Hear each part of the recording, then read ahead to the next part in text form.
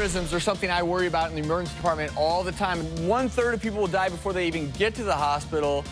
You're looking at the blood vessel on the brain. No symptoms, thunderclap headache as you start to hemorrhage into your brain.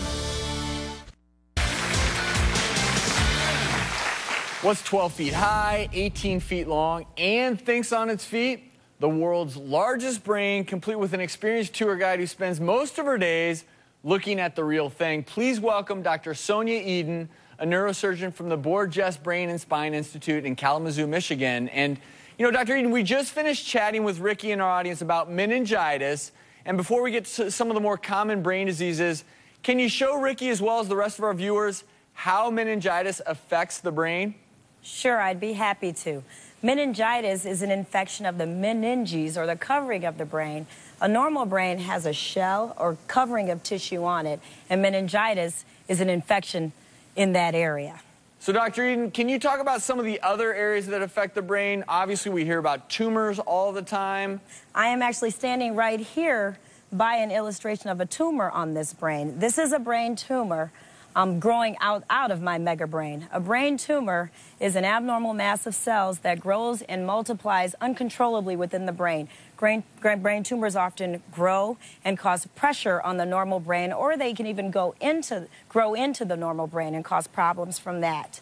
Patients oftentimes present with headaches associated with nausea and vomiting, and the headaches are usually worse at night, even awaken them at night, and are worse first thing in the morning. So now I'd like to give you a tour. Come on inside of the brain.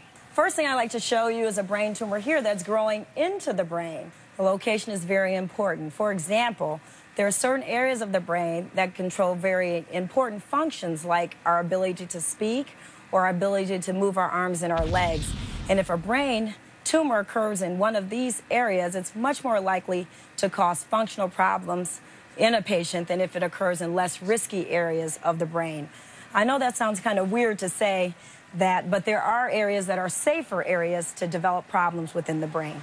Up here I have what is an aneurysm. An aneurysm is an abnormal ballooning or outpouching of a blood vessel, and you can see that here. Here's the blood vessel, and here's the aneurysm portion that's growing outside of the blood vessel. Aneurysms typically occur in areas where the blood vessel has been weakened. And Dr. Eden, you hit the nail on the head there. Aneurysms are something I worry about in the emergency department all the time. If someone comes in, I always ask, is this the worst headache of your life? Did it come on suddenly? And I'm going to show you why we worry about aneurysms. You obviously see a beautiful rotating brain here. So I'm going to show everyone what an aneurysm is. This is an image of a brain. This is a blood vessel. This is the aneurysm right here. It is a ballooning like we talked about. Why is that problematic? Well, with this person right here, there are probably no symptoms. But when the brain is about to rupture, I want you to watch this video. This is inside of a brain. You're looking at the blood vessel on the brain, and it's starting to balloon. Watch this area right through here as it weakens. No symptoms,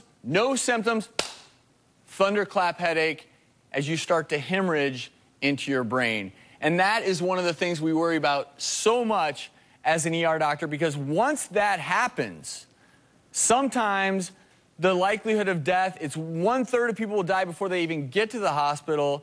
And Dr. Eden, if someone is very lucky, they'll get into the hands of someone like yourself, a neurosurgeon, who can potentially prevent that aneurysm from causing death, correct? That is correct, Travis. Aneurysm rupture is definitely a neurosurgical emergency. Approximately 10 to 15% of patients who have ruptured aneurysms don't make it to the hospital to obtain medical treatment before they die.